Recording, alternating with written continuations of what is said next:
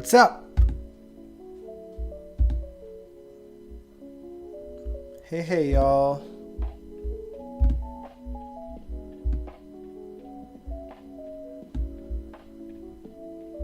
I hope everyone had a good long weekend. It's always weird, like, whenever there's a long weekend, but GH still airs. Because, like, it feels like I should have done a live stream yesterday instead. But I chose to today, because honestly, I had assumed that we wouldn't get one, and I didn't check.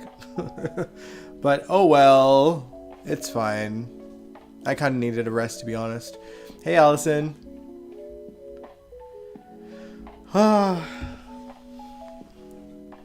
What a week, y'all.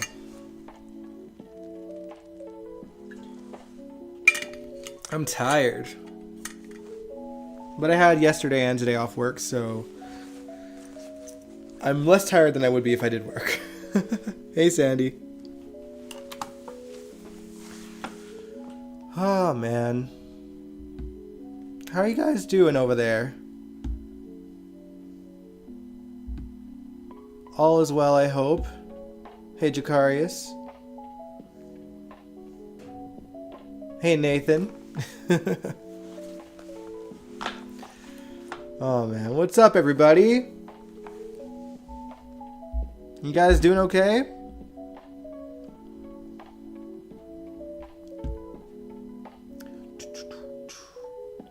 Good to hear, good to hear.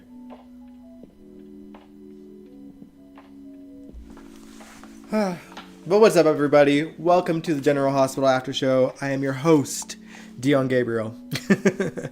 Nice to meet you if you're new here and you're just lingering. Join us in the chat if you want to. And if not, welcome back to my friends in the chat there.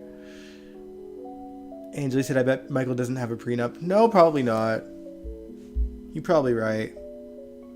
But I swear, y'all, this show is feeling more and more like someone's ass-backward fan fiction these days. The only thing that didn't really feel ridiculous this week to me was the raw and emotional stuff with Sam's death. The fallout from it, obviously. Allison, you said it's finally fall here. Fall hit us at the end of August here. The trees were already starting to turn red back then. There's no snow on the ground currently, though. We did get a bit of snow for like a little bit, for like a day last weekend, and I forgot to mention it in the live stream last weekend. But it was gone pretty quickly. So, yeah. But yeah, no snow since then. It's still very much, well, it's like brown grass. All the leaves are pretty much off the trees. All that mess. Angelique said that there is one thing people should listen to Kanye about. It's a prenup. Ay, ay, ay. Jakari is here sad about Sam. I think a lot of people are. But you know, the one sort of good thing that's come out of it, for me anyway, is just the performances. Sorry, I keep looking at the chat, not the camera. Just in case you guys are wondering what I look at. Yeah, the performances from the actors, they're all doing such a phenomenal job. Allison, you said, why can't Jason go back and be with the kids? I don't care about Hannah. We'll get into that a little bit too later on. I do want to talk about kind of the stuff with Sam first before we get into why Jason was visiting Anna and such. Jason visiting Anna kind of happened in today's episode. We're not going to touch too much on today's episode until we get to next weekend. But we'll mention things here and there. I just won't be too descriptive on it. But yeah, let's talk about last week. Jason showed up at Maxie and Spinelli's house to break the news that Sam had gone. And there's something about seeing these characters in a scene together that just brings up the nostalgia. And it's probably because these three, along with Sam, were just so intertwined with each other and their relationships, especially in 2009, which for me was my personal favorite era for both Jason and Sam and Maxie and Spinelli. Bradford, Kirsten, and Steve, they were all phenomenal in these scenes. I really enjoyed them. But Bradford probably got to me the most, I would say. It's so seldom that we get to see him tackle something this heavy and emotional. And Spinelli and Sam, they were so close as well. So, you know, they had a PI business together long before she had one with Curtis. And I'm glad that we got to see at least one last caper between Spinelli and Sam back when they were trying to see what Jagger was holding against Jason. So yeah, I mean, seeing him completely break down in Jason's arms at the end of that scene, that's what got me the most. Because, you know, Jason actually letting him burst into tears and like shatter in his arms was so sad. Because we're so used to Jason, even jokingly, like kind of pushing him off when Spinelli's having like a moment, but this was not the moment to do it. And I like that Spinelli brought up, you know, Sam always seen the best of me, and Jason was kind of like, you know, Sam helped me see your potential.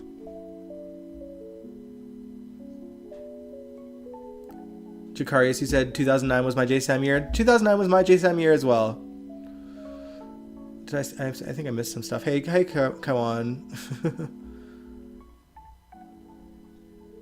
Well, it's great that you had the best Tuesday of your life. I'm sure many females don't feel the same as you, though.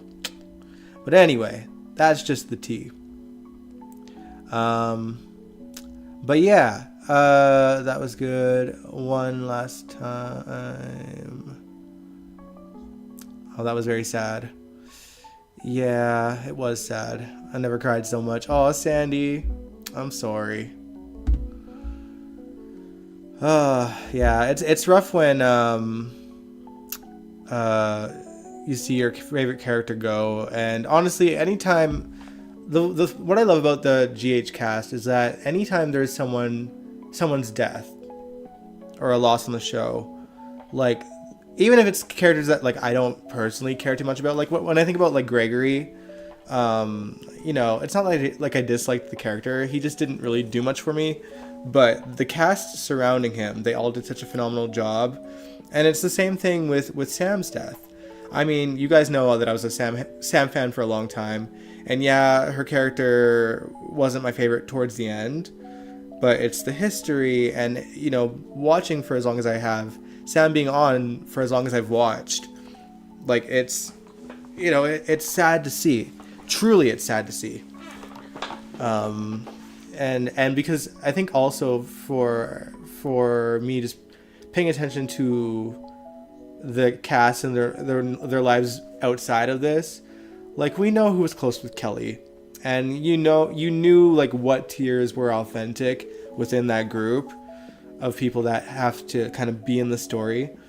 So yeah, it adds to it as well. Sandy said, "Do you love Gregory? He was so cute." Oh man. But yeah, I also love, by the way, that they added a scene at the end of that particular episode of Spinelli and Maxie just having to hold it together in front of their kids. The kids just got home from trick-or-treating. It was Halloween, as you guys know. And they just had to not say anything because they didn't want to ruin their kids' nights. But you can see it in Maxie and Spinelli's faces that they're just so numb and distraught from the news that they got. And then Georgie, she brings Maxie the peanut butter cups that Maxie had asked her to get for Sam while she recovered in the hospital. So it's you know, that scene felt so real for parents that just have to kind of hold it together to be strong for the kids and just hide what they're going through themselves. Angel said, "I didn't break down and cry, but it was sad to see Sam go. Just wasted potential." Sandy says, "Alexis was amazing." Yeah. But yeah, with the kids in Halloween, it just reminds me that Rocco, Danny, and especially Scout, they don't get that luxury that Georgie and James got that night to not get their Halloween night ruined. It really did. And like for the rest of their life, like Halloween is forever tied to Sam's death. Like, that's just so sad to think about for me. Jason had real tears in his eyes. Yes, he did. But yeah, as per the kids, Rocco's still feeling incredibly guilty that Sam died because she agreed to help his mom. Laura really tried to talk him out of blaming himself for it, because he really was blaming himself.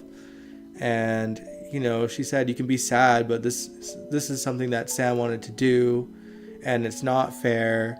It's not your fault, though. Like, she just reassured him. Jeannie's just a goddess when it comes to acting alongside kids. We've seen that with her and Jonathan when he was a kid.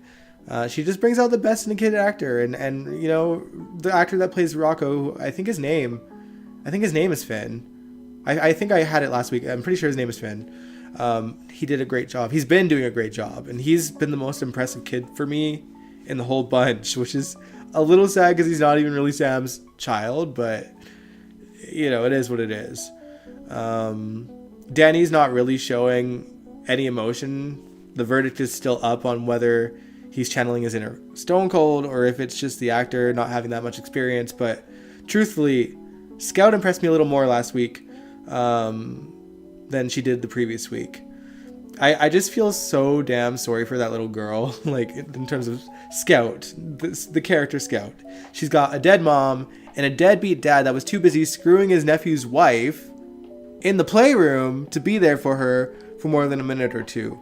And he's still going through with his like political ambitions, judging by the promo that played for this week as well.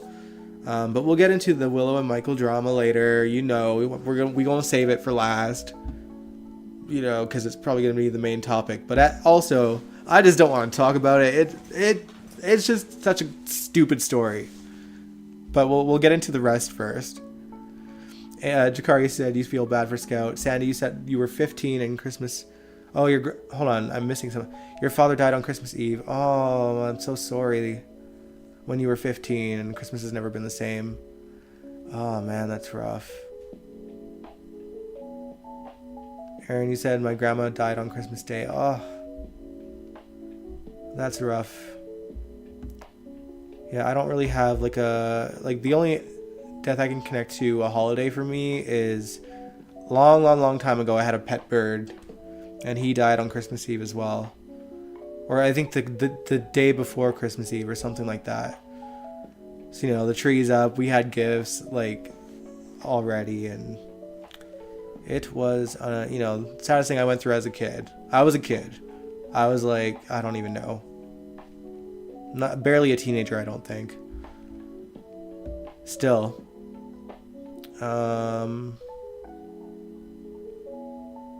Angela said the Rocco actor might have more acting practice. Danny actor was struggling having a fight with Jake. Yeah. I will say, it doesn't feel like he's the strongest actor, which is unfortunate. He's a cutie pie, and he looks the part in terms of being Jason and Sam's kid. And hopefully with a bit more time, he'll kind of nail it. We get to see kid actors grow on the show as well.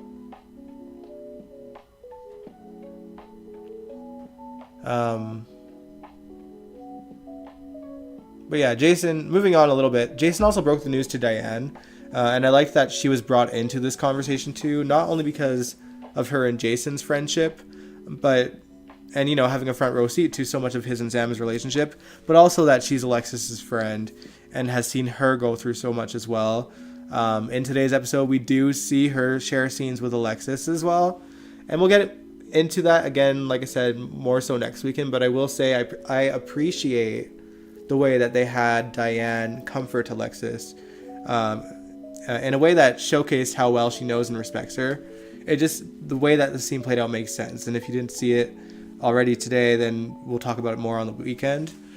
But going back to last week, though, Nancy Legrand has continued to bring her A game in her scenes as Alexis continues to grieve for Sam. She had a full-on breakdown when she was at Sam's house with Christina and Molly.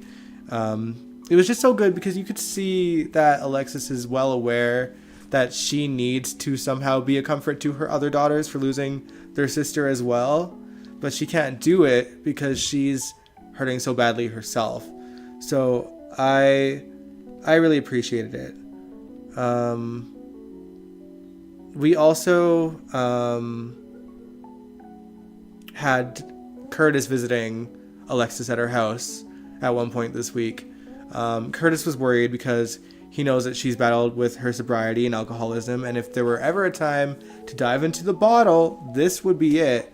But Alexis reassured him that what she had seen Finn go through with when he lost his father, and how he blew up his life diving into a bottle during his grief, and how she was there to kind of try to show him that he is not making matters helpful to himself or his daughter. I think Alexis seen what a grieving parental figure looks like, regardless of who they're grieving for, and she understands that like she can't do it.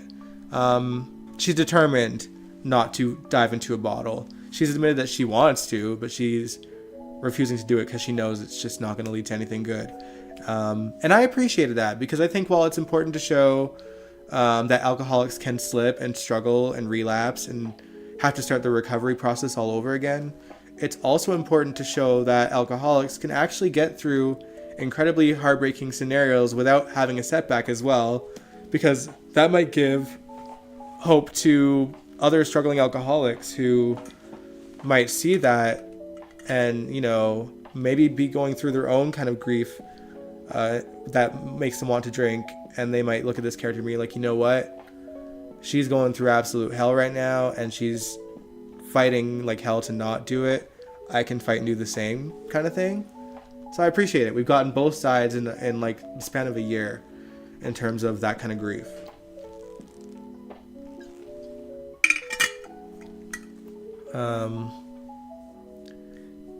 Aaron, you said the actress that plays Alexis is absolutely amazing. She's been incredible this entire story so far, and I had no doubt that she would be. We've seen the character grief before, and she knocks it out of the park.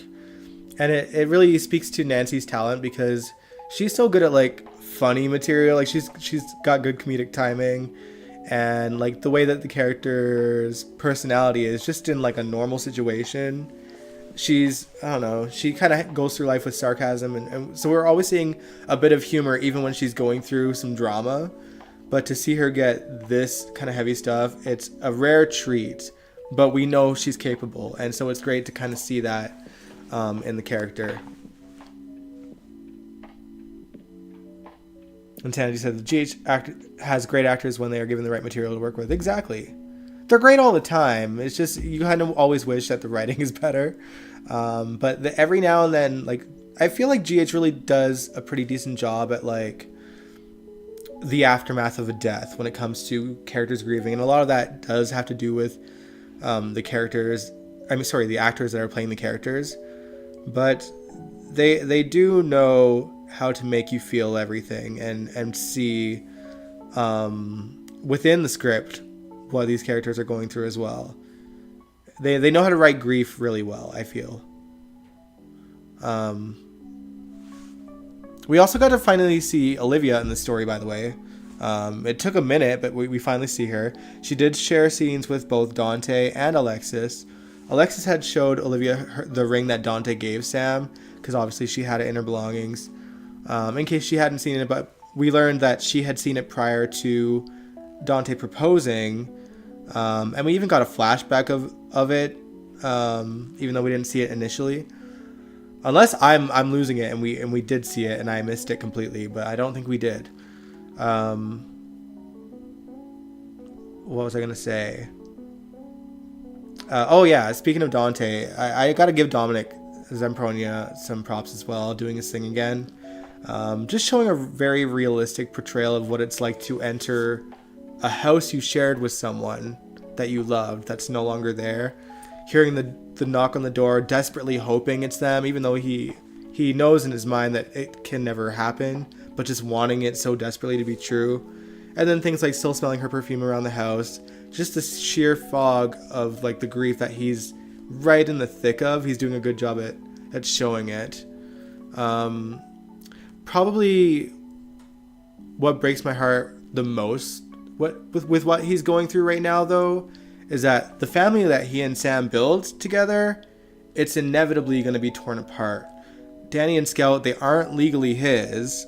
They're not his kids. He has no right to them. They were never married, him and Sam. You know, they're all at the Quartermaines for the time being, as they've spent a lot of time there. As most children in Port Charles seem to, honestly.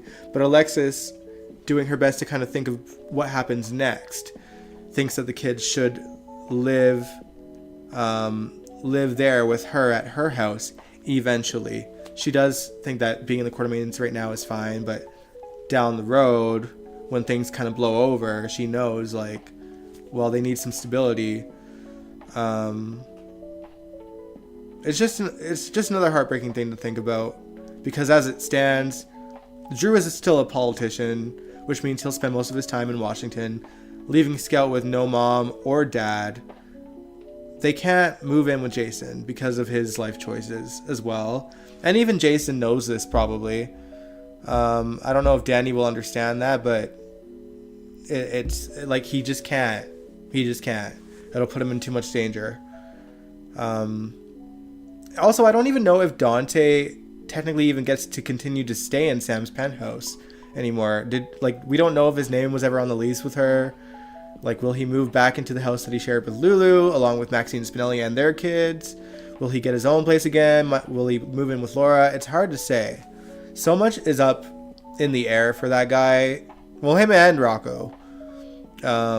They're floundering into the unknown at this point, and it just sucks that, like, they're grieving through all of this. They're having a tough time getting through it. And then even whenever the funeral happens for Sam, like, they're still going to have to deal with life after Sam. You know?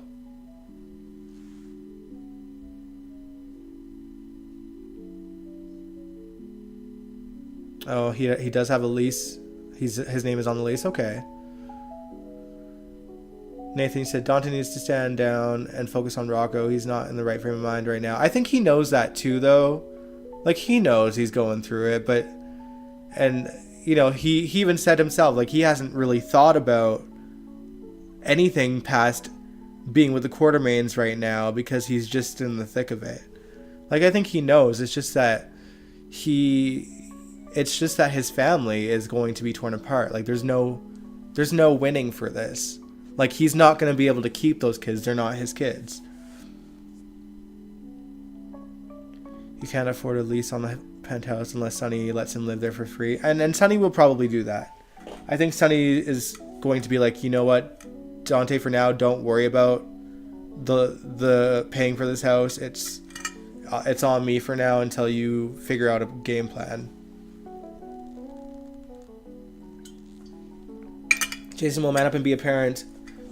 I don't doubt that he won't be a parent. It's just that he can't. Like, Jason has too many enemies for a kid to live with him. You know, it's not about Jason not being there for his kid. I think that he will be whenever he needs him. But I think, like, I feel like Danny will probably likely ask if he can move in. And Jason's going to have to say no because he knows. There's people like Sidwell after him, and we'll get into the Sidwell stuff in a moment here too. But yeah, it's more so about Jason's enemies, past and present, being a constant threat. Until those kids are adults themselves, he can't risk it. But yeah, another person I feel sorry for in all this as well is Lucas. This guy is terrified that he did something wrong in that surgery to cause Sam to die. And even Portia, as much as she doesn't want to, she has to question it as well, being the chief of staff. But truthfully, I don't think that he did anything wrong. I think it'll be some kind of health thing that no one could have seen ahead of time. Brad sees that Lucas is beating himself up over this, or, you know, over the possibility of it. And he tries to comfort him, and Carly storms into the doctor's changing room that she apparently has access to and yells at him to back off. Truthfully, it feels inevitable that they're going to put Lucas and Brad back together on this show. Ain't no other gay man on this show right now unless they bring Felix back, but I don't see that happening at the moment. Angel, you said Danny asks Jason tomorrow if he can live with him. I saw the previous. Oh, there we go. There we go. Proof in the pudding.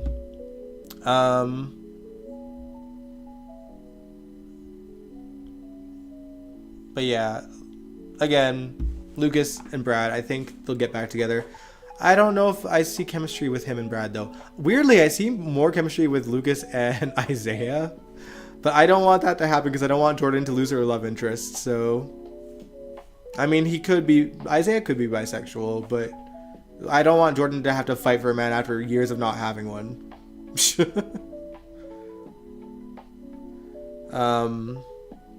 Christina and Molly, by the way, they're also going through the notions, both together and separately. Christina is a hot mess, as per usual. She was there at the hospital, freaking out over the autopsy, something that literally needs to happen in order to figure out why Sam died. Molly's there having to be like, girl, this is the only way we get answers, while trying not to lose her shit over Christina's stupidity to not upset Alexis. And Christina had her freak out moment in the chapel as well, before Michael showed up to comfort her. I do get her pain, though, and Molly's. Like, just two huge losses in such a short time frame, and they were still drowning from the first one to begin with, and just slowly trying their best to start picking up the pieces, but they didn't even really get a chance to before this happened. You know, I'd be asking God, what the F too? like, you know, yeah, just, it's horrible. Hell, I mean, Sasha could write a book called When Will It Be Enough at this point. Like, I know Sasha is not really well known for Sam, but I'm just talking about the amount of grief that she's had back to back to back to back. She could school Christina on it, you know, and Molly, and anyone going through two double whammies of a grief thing. Sadly, I know a friend that's recently going through the same thing. She lost her uncle one day and her fiance the next, like in a freak accident for her fiance. I don't know what her uncle had passed away from, but she's obviously going through the notions as well, and it's been a rough time, and a lot of us knew her and her husband, and her fiance. But she calls him her husband because they've been together for such a long time, like 12 years or something like that. And we've known him since then, like since the beginning, so it's rough. It's been rough. Aaron, you said, do you think Molly and TJ will break up? I don't know. I think if they can make it through this, it'll be a long time before they do. And they might spend some time separating, but I don't know. Oh, man. But yeah, going back to Sasha, we might as well get into the Sasha stuff now.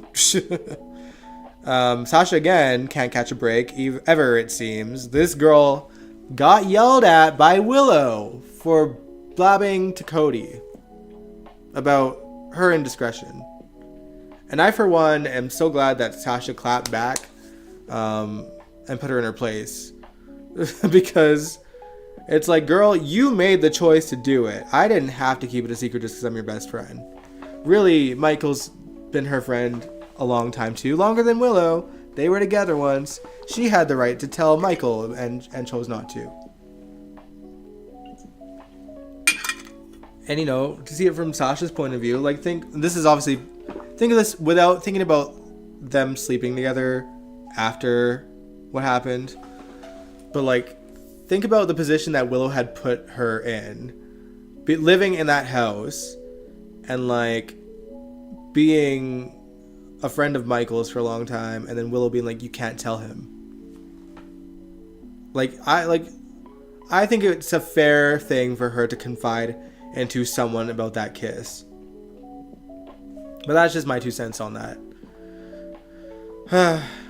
But yeah, Carly comes into the kitchen after their argument to break the news on Sam's death. Willow went to go find Michael, but found Drew instead. Again, something we'll get into later. Sorry, I seen your question, Angel. I'll answer that in a second.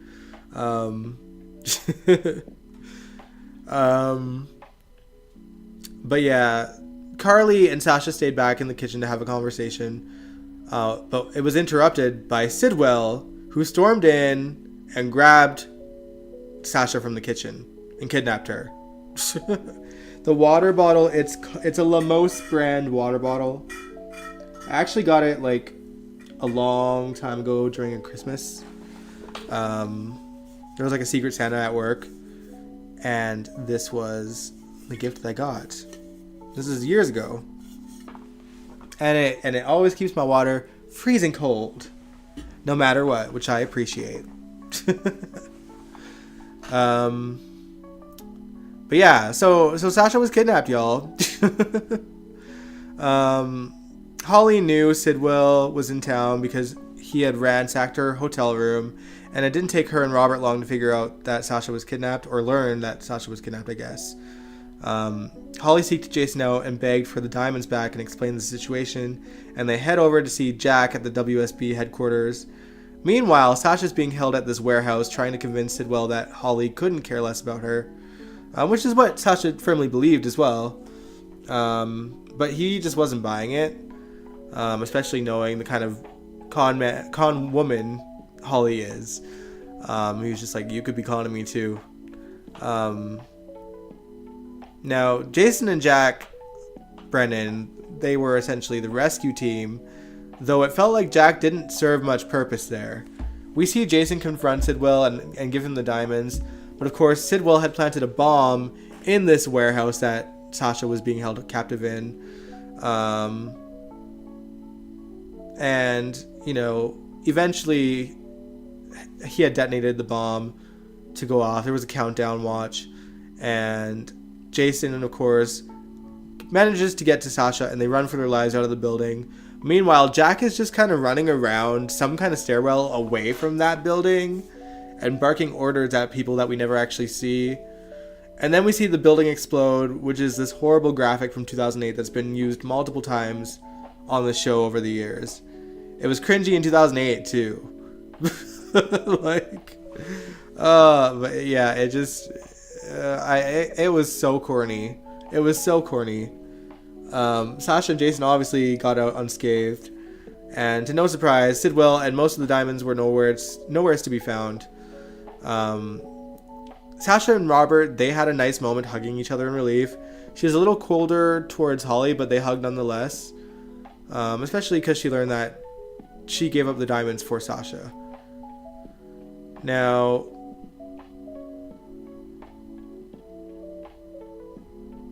does anyone know Sasha got kidnapped at the Q's? Carly did. I don't know if she ever brought it up to anyone else. She ran to Jack. You might be right. I didn't even think about that, but you're right. You right. Kaiwani says Sidwell seems like the stupidest villain. We've had dumber ones, but he's like, I've never been able to take Sidwell seriously since they first had him on, because how many weeks did he spend trying to win a card game against Lucky? Weeks. That is all he wanted to do, and was just holding his life over it, and he kept losing anyway. Dumb villain. Also, Anna wanted to be in on the situation, by the way, but Sidwell had asked for no cops, so she had to essentially twiddle her thumbs the whole time the rescue was happening. And she had Rick basically bothering her like a little mosquito. Just bothering her about Ava's case and her relationships with Jason and Sunny. Not that he didn't raise good points, but surely you'd think he would be, I don't know, comforting his daughter who just lost her sister. Like, I feel like he had to have found out by now somehow. By someone. Even if Alexis texted Rick to be like, your daughter's gonna need you, because obviously Alexis feels like she can't be there for her daughters when she's going through hell herself.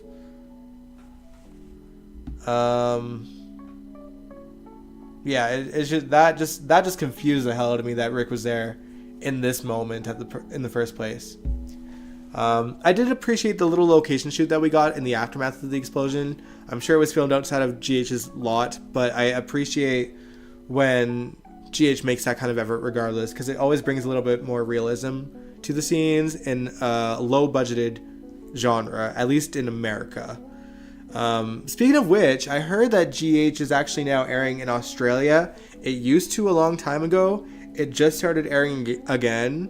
So maybe with any luck, it'll give them a bit more income to put into their shows again. I don't know if that's how it works essentially, but it's cool that it's airing in another country besides Canada and the States. Angel said Tracy, Cody, Michael, Monica, Willow, Ned, Olivia, Dante. The house is that big that no one knows someone got snatched in the kitchen. I guess time was of the essence so that no one could warn them. But like Chase was also there. He's a cop. He could have been some use. Well, no, he couldn't have been. The point was to have no cops involved, so Carly wouldn't have told.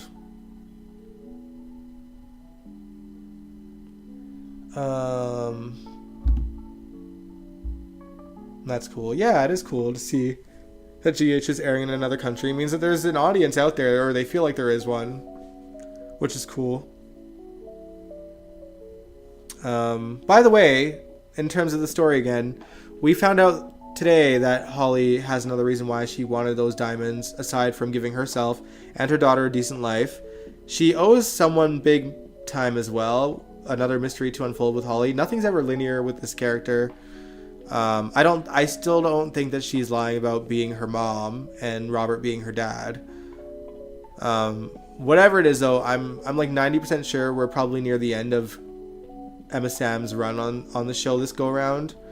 So it'll be one that's up in the air until the next time she's able to come back. Don't the Quartermains have security? Not really. The closest they have to security is Yuri, I think. And he's more of a butler.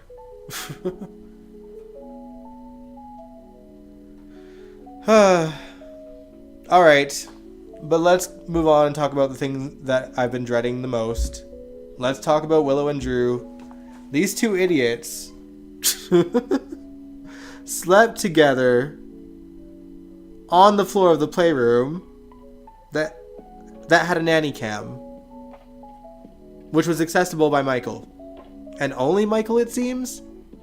Like, I'm sitting here racking my brain trying to figure out the logic of Michael seeming to be the only one having access to this nanny cam in a playroom of a house he essentially lives next door to, when there's so many kids that go in and out of this place. You're telling me he's the only one with access to the playroom cameras? Like, I'm sure the playroom would be used by Leo, for one, Olivia's son, and Brooklyn and Chase probably had access because of Violet at some point. Monica would want to watch her grandkids playing while she's presumably bedridden indefinitely, and Tracy should, have it as well because she was taking care of Ace while Laura and Kevin were away. So, like, the only one that's seen this was Michael? Another question I have racking around my brain too is how on earth were these two, Drew and Willow, not aware that there was a nanny cam in that room? Like, I don't make that make sense,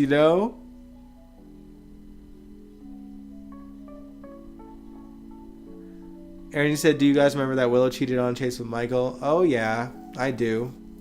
At least Chase was thought to be dying. But damn, like, this is just messy.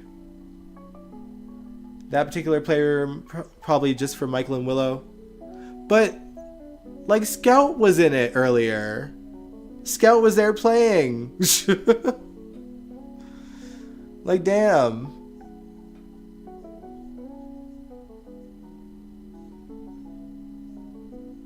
But yeah, I don't know. Like, Scout was in there when Drew and her had their moments about Sam, before Willow and Drew repulsively did the dirty on the floor of it.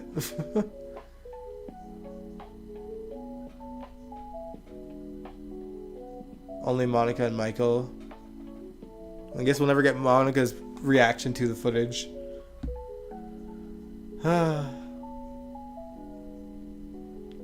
But yeah, Drew and Willow, they were trying to be sneaky too. Like, Willow went down the back stairwell and entered through the front door like she had been out, while Drew came down the stairs. And not 2 seconds later, Michael noticed a notification on his phone about there being an alert in the playroom, and then saw the footage of them doing the dirty.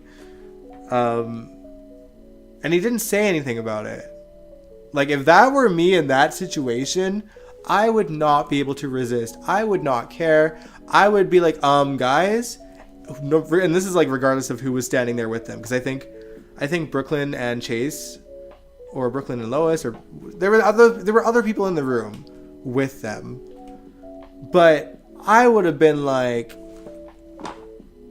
anything you two freaks want to say right now? Like, I don't know how Michael controlled himself in that moment. They didn't see Sasha in the room when they first kissed. Why would they remember nanny cam? Good point. Oh, Lord. Yeah, a room that anyone could walk in. Yeah, they didn't exactly lock the door, did they? But yeah, even in today's episode with Drew and Willow getting cozy again while they thought Michael was away when he was just outside the window was gross to me. Like, I'm gonna need Willow to find out that he's also been banging Nina. I feel like she'd be less mad at Nina and more mad at Drew about it, but time will tell. Like, that's the only thing that would make this story worth sitting through, is that if we get to see all these women bitch slap Drew into tomorrow, including Carly, by the way. Like, I was watching Sabrina's live stream earlier, and she even said, like, Carly's not really been as much into her kids' business lately, but if ever there was a time and a fun time for her to be in it, it would be, after today. Like, I need Carly to slap Drew into oblivion. Because even, like, him and Nina being a thing alone would be shocking for her. And for anyone, really. Scout or Danny could walk in. Exactly, anyone could walk in. Sandy said, I'm surprised Michael didn't punch Drew. That, I think, is coming this week. The promo kind of showed... I'm pretty sure that... No, the promo showed Drew getting punched by Jason, I think. But there's no way that Michael and Drew punch ain't coming. Angel said, Drew was nasty and slick today with Willow. I really want to know his point of view in all this. What made this man become a hoe? Good question. Yeah, like Drew, like I think about Drew under Billy Miller, and he's just so different. Like, he's just so different. I could never picture Drew cheating on someone that he's with, or cheating with someone that's with someone else. Certainly not a family member. Aaron, he said, I think Michael will ruin Drew's election run. I hope so. Like, the promo makes it seem like he won, but I feel like if they put the scandal out quick enough, he might have to just bail out immediately. But yeah, nonetheless, this week for GH, it really just focused on those three things. The fallout of Sam's death, Sasha being kidnapped, and Drew and Willow hooking up. We did get a couple of glimpses into other things, though.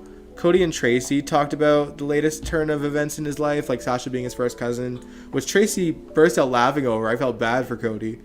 And then told him that he dodged a bullet, no less, since Holly's her mother, and she's of the firm belief that people end up like their family more than you would think, even if they weren't raised by them. And she uses Drew kissing Michael as a fine example, given the men in the family have all been known to be skirt chasers in the Quartermain fold at one point or another. He also mentions getting $50,000 out of Drew, and she scolds him and says that he should have gone for more.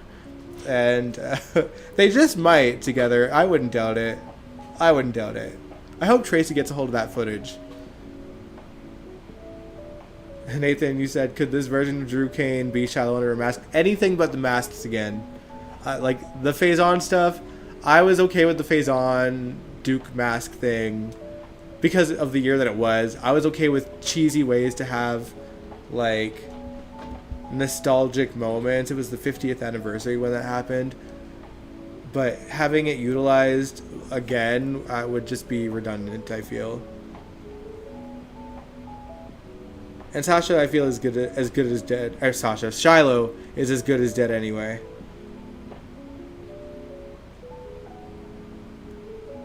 Actually, he is dead. We seen him die, right?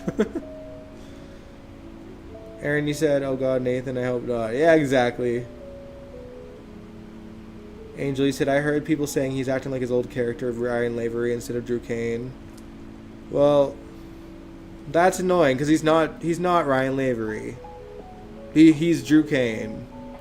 You should be writing him as such, but I don't know. Like I said, this era for the writing team, it seems more like bad fan fiction.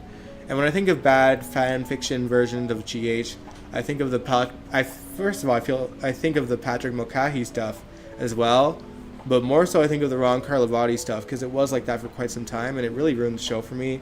And the show is heading in that direction, and I really don't want that to be so because, I want GH to win. I want GH to be a story, a soap that's worthy of sticking around for a long time, that has really good, compelling stories that make it have staying power for like another 60 years, Yeah,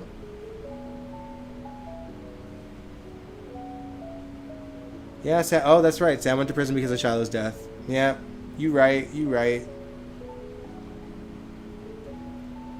And then beyond that, Brooklyn and Chase, they had a really big discussion about trying to have a baby as well. The good old-fashioned off-screen way, because they don't want to have on-screen, fake sex, just out of respect for their partners. More so, I think that's a Amanda thing than why am I blanking? Josh thing. I was blanking on his name for a second there. Ron C got fired from Days. There you go. What did he do? Did he ruin that show too?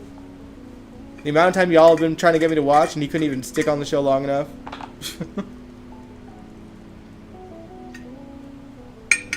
Was this a recent thing, Sandy?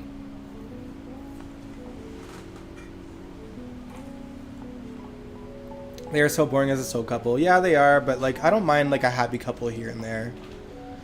I like that we're kind of straying away from whatever secret Dante and Brooklyn were keeping.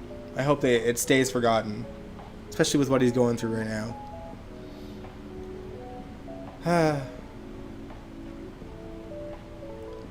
But yeah, I mean, although was there? Oh, interesting. I mean, I know nothing of it. Like y'all know, I cannot stand Ron Carlivati. So I just stay away from any news on him in general. And you guys know I don't watch the other soaps as well. So I have not seen the reason for it. He's a breakdown writer on the Gates. And that's making me not want to watch. Like I was literally about to say like I will at least try to watch the Gates when it begins to air, which I think it's supposed to in January. But regardless, no, it's a no for me. But at least he's just like a breakdown writer, which I think is essentially like a script. Like he doesn't get really a say in the stories. I'll still watch because it's a new soap in modern day American television. That literally never happens here. I'll give it a shot. But I don't know. It is waning my hope that the show has staying power. But yeah, going back to Brooklyn and Chase and trying to have a baby. You guys know how I feel about baby storylines. I'm over them. I don't want to see them for a few years. But by today's episode and today's promo, it looks like we'll probably get one way or another, or potentially even 4. Because like Sasha, Willow, and Brooklyn, like they're all in danger. Well, Sasha and Willow are in danger of getting pregnant from people that they don't want to be pregnant by. And Brooklyn, she's trying. But interestingly enough, the promo also shows Molly's face within that subject line that came up. So, miracle baby for Molly, maybe? We'll see. Molly and TJ aren't in the best place as a couple. Maybe with what Molly's going through, they find solace in each other's arms and sleep together, and maybe she'll get her miracle baby. And, you know, they could very well all fall out of a flimsy Metro Court window. But I hope Molly doesn't. I feel like if all 4 of them are going to get pregnant, Molly is the one that we need to save here, because she's already gone through losing a baby twice. So, you know, the last thing, but in my opinion, the last thing that GH needs is another Quartermain heir, be it from Michael or Drew. Like, that's how I feel on that, okay? Man. Sasha will be pregnant by Michael, and Willow pregnant by Dirty Drew. And Brooklyn hopefully pregnant by Chase, and, you know, Molly maybe with a miracle baby. But I'd be content with just Molly. If I were to have to pick one in this scenario, I'd want it to be Molly. Yeah, Molly deserves a baby of her own that no one can take. I agree, Angel. Man. But yeah, that's all really the points that I had on GH this week. Or last week, I should say. Sasha could have a baby, though. I don't want her to. You know, we also saw that Sasha was asked if she knows that she's pregnant. And she said no, but she's refusing to get x-rays done just to be on the safe side because she thinks, what if? And that's scary. That is scary. Like, damn. Molly pregnant by Dex. Oh, God. Can you imagine, like, TJ just thinks it's his baby, and then the baby is just pure white? Like, damn. But also, I don't want TJ to lose a baby either, because I know he's not the one, like, giving birth in any scenario. But that baby that Christina lost was biologically his. The baby that the last surrogate lost was biologically his as well. I don't want him to lose a third baby if you know, Molly's either cheating on him or Molly losing a baby regardless. Like, I don't want that for him. TJ deserves a baby. Yes, TJ and Molly both do. Sasha doesn't want to know the truth. But is it, Angel, you're kind of in the health scene there. Can an x-ray technically, I don't know, like just a regular x-ray be harmful to a baby? I know there's ultrasounds, but like, could an x-ray be dangerous in that sense? There's TJ's sperm, that's stressful. Yeah, it's a no-win situation for me. I'd rather see no babies, but if we had to see a baby, let it be Molly's and TJ's. No, like, cheating involved. Also, I don't see Dex cheating on Jocelyn because of the sheer efforts that he made to just, like, be a good person and get back in her good graces. I don't see that being a thing. And I appreciate, like, platonic friendships on the show. We don't get that enough between guys and girls, so when we see it, it's kind of nice. No extras when pregnant. Okay. These are things that I don't have to know myself personally. The radiation. Okay, that makes sense. Okay. Makes sense. Thanks, guys. Ladies. Alright, though. But yeah, I have nothing more to say. But before I end the live stream, though, I know that I mentioned last week that we'd maybe spend this Wednesday talking about grotesquerie. I think I'm going to postpone that. Last week was a rough one for me. Not just, like, obviously seeing the news of the election on your end, distraught and not great to see from a Canadian's point of view. But that aside, I had so much other personal stuff going on that I just, like, tuckered myself out. And honestly, that's part of the reason why I postponed the live stream till today. Just a lot of things going on in my personal life. And I'm also starting a business venture this week. And I have 3 jobs lined up with that venture this week as well. So I'm just, like, throwing myself into the deep end. So I'm going to utilize any chance that I get to kind of rest this week to rest. Because things are going to be crazy. I know, I'm sorry, Angel, I'm sorry. But yeah, I kind of need to put off a Wednesday one, I think.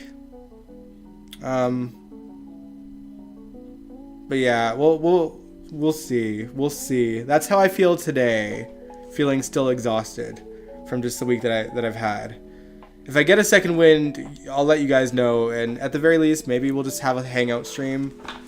But at least in terms of tomorrow, like I'm just gonna take any downtime I have after work to sort of rest. But I will be here on Sunday still. That's not changing. Like I even for my business venture, I'm going to do my best to not have to do it on Sundays at all.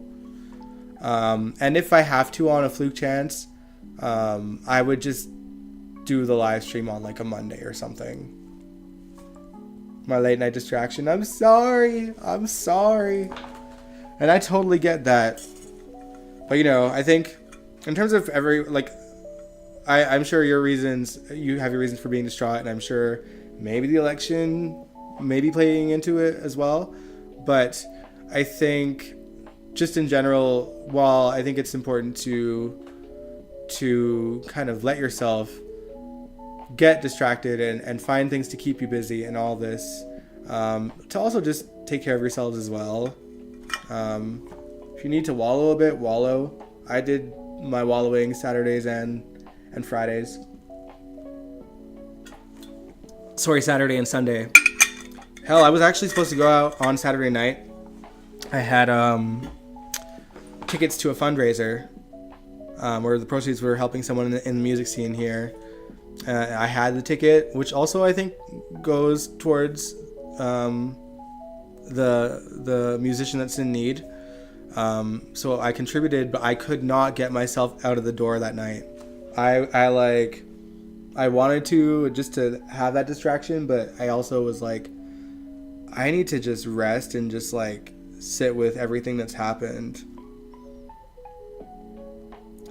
But yeah.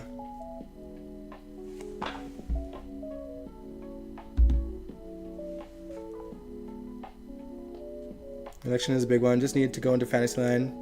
Yeah, it's shocking to me that people are so ignorant that they'll vote for someone that's so just bad for like, women's rights, first of all, and just like so divisive and so hateful towards people that aren't like themselves. Like, that's wild to me. No offense, Kaiwan, but like, it's wild to me. He's so vile. But anyway, I'm going to end the live stream here. I'll make community tab posts just to keep you updated. Should I change my mind and get like a second wind, which I hope I do, because I'm honestly I'm tired of like being exhausted. Like I said, there's other things that were going on in my life that were just putting extra stress on me. This week at work was so stressful as well. We were going through like blackouts and like power outages and leading up into the Christmas season, working for a mall. There's a lot happening, and like no rest for the wicked, and things going wrong with technology, and we're about to do the Santa Claus stuff as well. Like, there's a lot happening. Like, you guys, I'm so tapped out. I might get shunned from the rest of the world. Well, you've survived 4 years before. You'll do it again. You will. And then, God willing, we'll never have to hear from that dude ever again. Good night. But yeah, good night, y'all. I will see you guys, if not Wednesday, for sure Sunday. And regardless, we are going to have a grotesquerie stream because I do want to talk about it. Because like, y'all, the finale, I'm so confused. I've lost the plot halfway through. So if anyone in the chat's been also watching this show, like, I want to have a conversation about it. But yeah, and it's just that I just need to take my rest where I can get it for now. But oh, before I go, Nicolas Chavez got a movie role in the new I Know What You Did Last Summer sequel that's coming out. We'll talk about that too whenever I do Grotesquerie live stream. All right. Okay, guys. Good night. Enjoy your week. Take care of yourselves. Be just be kind to yourself. And then when you are ready, like, pick yourself up, fucking kick ass and take names. All right. We're more powerful than we allow ourselves to think sometimes. Just gotta remember that. All right. Good night. Mwah. Peace.